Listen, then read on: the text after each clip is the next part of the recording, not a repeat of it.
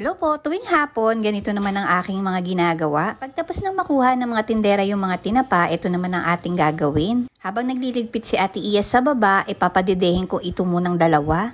Mga natulog na at nagising kaya naman humihingi na ng dede. At syempre hindi naman tayo nauubusan ng mga isasampay. Kaya naman bago ka makapagsampay ay kailangan mo muna magpinaw. Syempre kailangan mo gamitin yung mga hanger. Asahan mo talaga na kapag marami kayo sa bahay tapos may pasok pa talaga namang sandamakmak lagi ang mga labahan. Medyo mahirap nga lang ngayon makatuyo dahil nga panay ang ulan. Kaya naman kapag napupuno ng basket ay nilalabhan ko na agad. Medyo lagi ko nakikita ang sarili ko nagsasampay at naglalabas ang mga videos ko. Papa Rex, sasang ka na?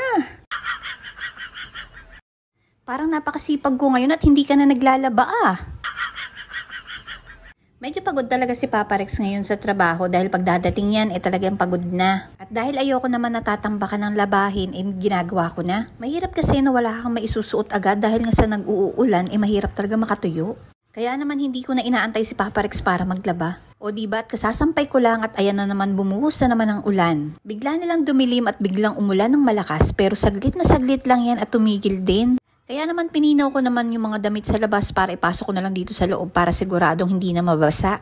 Buti na nga lang at marami pang masasabitan dito sa loob. At kapag katapos ko naman dyan sa taas, bumaba na ako dahil meron pa akong mga aasikasuhin na isda. At dahil wala naman na akong kasunod na gagawin, hindi ko na intayin si Papa Rex para alinisan ito. Gagawin ko na to ngayon para hindi na mamayang gabi. Para naman mamayang gabi, hapunan na lang ang iintindihin at pagkatapos nun magpapahinga na. Ganito lang naman ang routine ko sa araw-araw. Meron lang araw na hindi masyadong maraming ginagawa at meron din naman sandamakmak ang ginagawa. Pero maswerte pa rin ako at dito lang ako sa bahay nagtatrabaho, nakikita ko pa rin yung mga anak ko at nababantayan. Nahahatid sa school at napapakain. Meron pa ba akong mahihiling? Syempre meron, yung wag lang kaming magkakasakit. Bilang magulang yun lang talaga ang lagi nating hinihiling na sana hindi sila magkakasakit at tayo rin. Sobrang hirap talaga na nagtatrabaho ka sa bahay. Kasi nga hindi natutuloy-tuloy yung mga ginagawa mo dahil nagbabantay ka rin ng bata. Dumadating din talaga nung mama sila ng mama. Dumadating din na minsan aabalahin ka sa ginagawa mo at may iuutos sa'yo. Meron time na mag-aawayan sila. O diba, hindi lang talaga nai-stress ka sa trabaho pati din sa mga anak mo. Isabay mo pa na meron ka mga customer na makukulit din. May mga customers na nagmamadali. Merong mga dadating na wala namang orders. O diba, ang dami nangyayari sa isang araw pero magpasalamat pa rin tayo at nakakaraos tayo. Sobrang pasasalamat ko na kahit nasa bahay lang ako kumikita ako kahit papano. Kaya naman trabahong-trabaho talaga din ako dahil napakarami ko ring pangarap para sa mga anak ko. Napakagastos magpaaral ngayon, paano pa kaya pagka may college na ako, diba? Kaya naman hanggat kaya pa ng katawan magtrabaho, trabaho lang. No way.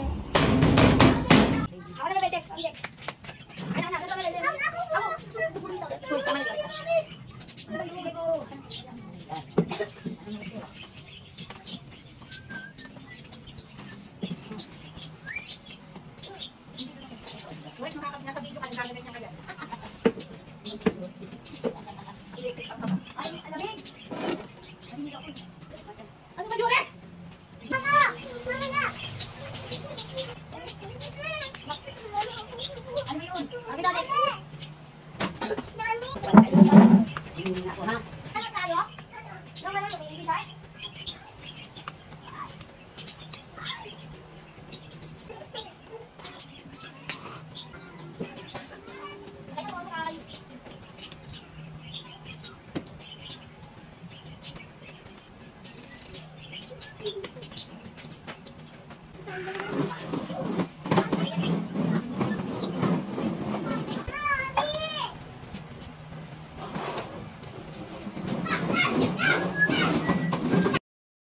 Buti na nga lang at dito sa amin ay looban at wala nang mga malalaking sasakyan na daan-daan. Kung may sasakyan naman, hindi naman sila mabibilis magpatakbo dahil nga ito ay one way lang at maraming batang nakakalat sa kalye. Buti na lang at malaki itong garahe namin at nandito lang sa loob ang mga bata. At kahit maglaro-laro sila dyan ay nakikita lang namin. Binili nga pala tong dalawang maliit ko ni Ate Rosa ng laruan. Masyado kasi itong ini-spoil talaga tong mga bata na ito. Kaya naman habang nagbo-boneless ako dito ay hindi ako naiinip dahil nandito lang sila. Kaya naman pag minsan hindi din ako agad matapos dahil nga sa mga may ganitong nangyayari. Yung makikipaglaro sa'yo yung mga anak mo at ipapakita sa'yo ng ipapakita yung mga laruan nila. Yung mga anak ko kasi ganyan. Sasabihin nila, mama, tingnan mo. Yung kapag hindi ka tumingin, talagang hindi sila titigil katatawag sa'yo. Ayan na nga, at 5:30 na yan, medyo madilim na talaga. Kaya lang sayang naman, kailangan nating tapusin to.